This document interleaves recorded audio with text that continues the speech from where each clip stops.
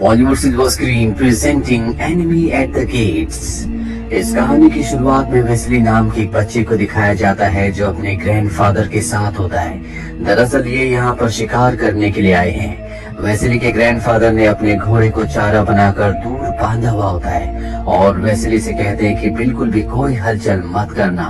कुछ ही पलों के बाद वहाँ पर एक भेड़िया आता है और अब वेस्ली के ग्रैंडफादर कहते हैं कि तुम्हें पूरे करेज के साथ गोली चलानी होगी।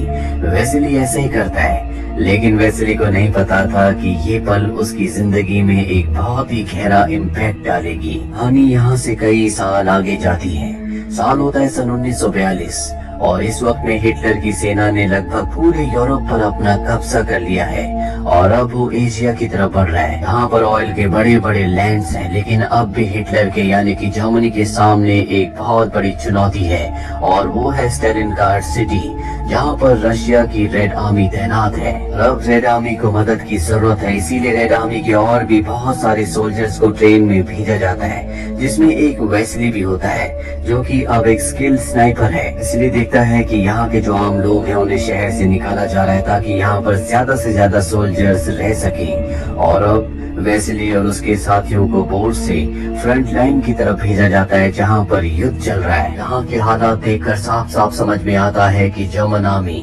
रशियन आर्मी के ऊपर पूरी तरह से हावी हो चुकी है और अब वेस्ली जिस बोट पर होता है वो किनारे तक पहुंच जाती है, जिसके बाद सबको दो दो के पेयर में बांट दिया जाता है। वेस्ली को बस कुछ गोलियां मिलती है, उसके पास गन नहीं होती, जबकि उसके साथी के पास गन है और इन्हें बोला जाता है कि अपने साथियों की मदद करो। वेस्ली अब आगे बढ़ता और जल्दी वो अपने साथी से अलग हो जाता है। उसके पास कोई भी गन नहीं है और अगर उसे अपने आप को बचाना है तो उसे छुप कर रहना होगा, क्योंकि जर्मन्स लगातार अटैक कर रहे होते हैं और जो भी रशियंस भागने की कोशिश कर रहे होते हैं उन्हें अपने ऑफिसर्स मार रहे हैं। जल्दी चारों तरफ हमें रेड आर्मी यानी कि रशियंस की डेड बॉडीज दिखती हैं। तभी वहाँ पर एक गाड़ी आती है जिसके ऊपर टैंक से हमला किया जाता है, पर इससे पहले की गाड़ी ब्लास्ट होती इसमें से कॉमिसर डेनिलोव कूद जाते हैं और डेड बॉडीज के बीच में छुप जाते हैं। तभी वहाँ पर जर्मन सैनिक आते हैं और गोलियां चलाना शुरू कर देते हैं, और कॉमिसर की किस्मत अच्छी होती है कि वो बच जाते हैं। और अब जर्मन सैनिकों के वापस जाने के बाद वो एक डेड सोल्जर की गन उठा लेते हैं और निशाना लगाने की तैयारी करते हैं, पर उन्हें एहसास होता है कि गन में गोलियां नहीं है। तभी वेस्ली उनके पास आता है, वो खुद भी डेड बॉडीज के बीच में छुपा हुआ था। उसके पास कुछ गोलियां होती हैं जो वो कॉमिसर को दे देता है और कहता है कि जल्द से जल्द हमें सभी जर्मन सोल्जर्स को मारना होगा, क्योंकि वो इस जगह को विस्फोट करने वाले हैं जिसमें हमारी मृत्यु हो जाएगी।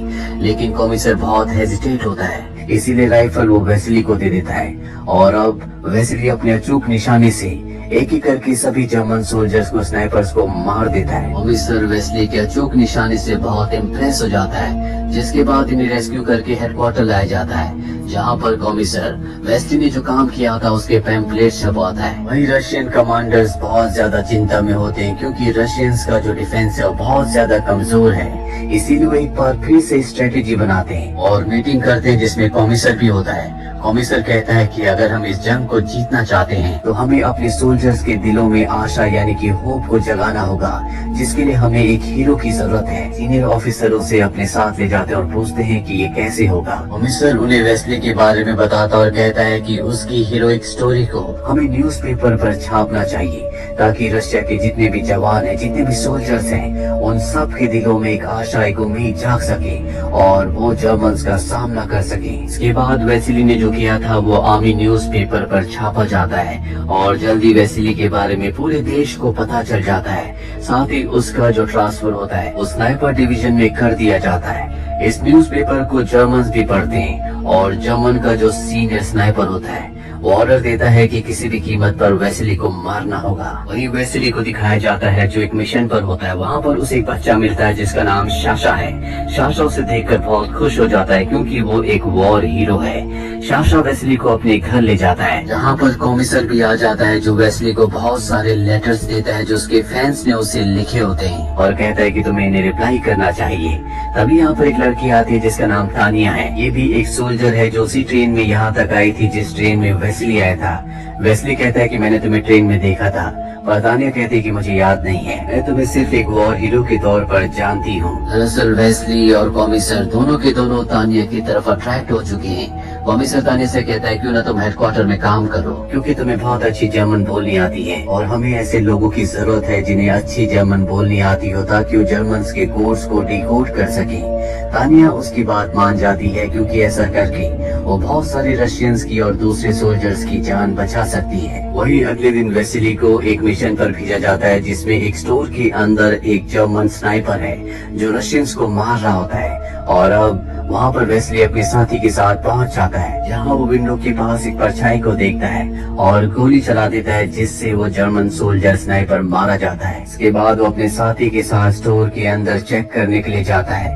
कुछ देर बाद उसे वहाँ पर एक सिगरेट का टुकड़ा दिखता है। वो समझ जाता है कि यहाँ पर अब भी कोई स्नाइपर है, ये एक ट्रैप है। जल्दी जर्मनी के बहुत सारे प्लेन उसी बिल्डिंग उसी स्टोर के ऊपर हमला कर देते हैं जिसके अंदर वेसिली अपने साथी के साथ है। वेसिली का साथी पैनिक हो जाता है, हालांकि उसे शांत करने की कोशिश करता है लेकिन वो उसकी बात नहीं मानता और वहाँ से भागने की कोशिश करता है। और इसी पल का जर्मन स्नाइपर को इंतजार था जिसे वेसिली को मारने के लिए यहाँ पर भेजा गया था। वो वेसिली को तो नहीं पर उसके साथी को मार देता है। अगले दिन रशियंस को इन्फॉर्मेशन मिलती है कि एक अबेंडेंट जो कि पूरी तरह से टूटी फूटी बिल्डिंग है उसके अंदर जर्मन्स के स्नाइपर्स हैं और अब वेसिली के साथ 2 और साथियों को भेजा जाता है। ये तीनों के तीनों उस अबेंडेंट बिल्डिंग के अंदर जाते हैं। जल्दी इन्हें समझ में आ जाता है कि ये भी जर्मन्स का एक ट्रैप है। जर्मन स्नाइपर्स इनके ऊपर हमला कर देते हैं पर ये किसी तरह से तीनों के तीनों सुरक्षित जगह पर छुप जाते हैं और अब इनके सामने जर्मन्स के स्नाइपर्स हैं जो इनके बाहर निकलने का इंतजार कर रहे हैं। ये तीनों भूखे हैं इसीलिए डिनर की तैयारी करना शुरू कर देते हैं पर ये अपना सूप दूसरे कमरे में छोड़ आए होते हैं इसीलिए इनका एक साथी दूसरे कमरे में जाता है। उसे जर्मन सैनिक पकड़ लेते और वेस्ली के बारे में पूछते हैं पर वो वेस्ली के बारे में कुछ नहीं बताता, जिसके बाद उसे जर्मन की ड्रेस पहनाई जाती है और रिपेयरमैन के तौर पर बाहर भेजा जाता है।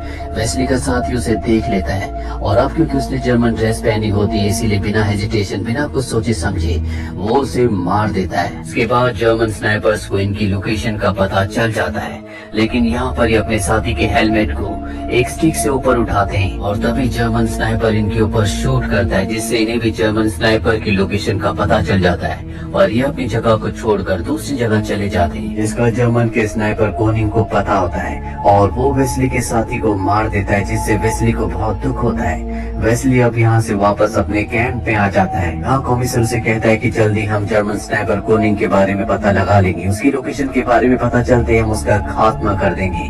साथ ही वो उसे ये भी कहता है कि तानिया इस डिपार्टमेंट को छोड़कर बैटलफील्ड में लड़ने के लिए जाना चाहती है, हमें उसकी जरूरत है, तुम ही उसे समझा सकते हो।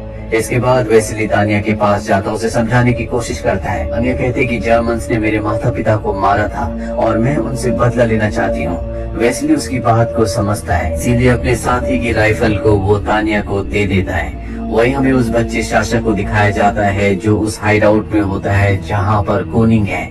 वो वेस्ली के बारे में उससे पूछता है कि उसे पता है कि शाशा वेस्ली को जानता है। शाशा वेस्ली के बारे में कोनिंग को बता देता है और अब कोनिंग उस जगह चला जाता है जहाँ पर शाशा के मुताबिक वेस्ली आने वाला है। दरअसल जर्मन्स किसी भी कीमत पर वेस्ली को मारना चाहते हैं ताकि वो रशियंस के मोरल को डाउन कर सके, उन्हें कमजोर कर सके, क्योंकि उन्हें पता है कि वेस्ली उन सब का हीरो है। और अब वेस्ली पाइप के जरिए अपने कॉमरेड के साथ उस जगह पहुँच जाता है और जैसे वो बाहर निकलता है तो कोनिंग उनके ऊपर फायर करता है जिससे वेस्ली का कॉमरेड जख्मी हो जाता है। साथ ही वेस्ली की राइफल भी उसके हाथ से छूट जाती है। वो अपने कॉमरेड को कहता है कि तुम हेडक्वार्टर वापस जाओ, तुम्हारा हाथ इंजर्ड हो चुका है। कॉमरेड वापस लौट जाता है जिसके बाद कॉमिसर को और तानिया को पूरी सिचुएशन का पता चल जाता है और अब तानिया किसी भी कीमत पर वेस्ली को बचाने के लिए वहाँ पर जाना चाहती है।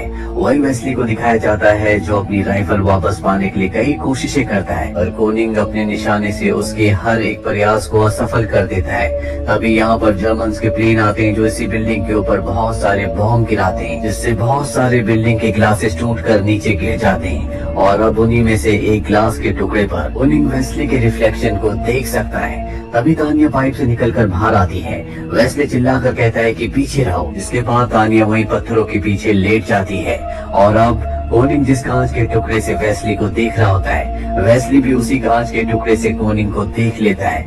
वो तानिया को इशारा करता है जिसके बाद तानिया कांच का टुकड़ा उठाती है और उसके रिफ्लेक्शन को कोनिंग की आंखों पर चमकाती है जिससे वो कुछ पलों के लिए देख नहीं पाता और इसी बात का फायदा उठाकर वेस्ली अपनी गन हासिल करके गोली चलाता है और गोली कोनिंग के हाथ पर लग जाती है। कोनिंग वहाँ से निकल जाता है और उसी शाम को दिखाया जाता है कि वेस्ली और तानिया अपनी इस छोटी सी जीत को सेलिब्रेट कर रहे होते हैं। इसके बाद वेस्ली कॉमिसर के पास जाता और कहता है कि मैं एक रेगुलर सोल्जर बनना चाहता हूँ, मुझे वॉर हीरो नहीं बनना, इससे मेरे ऊपर प्रेशर आता है। और कॉमिसर कहता है कि तुम्हें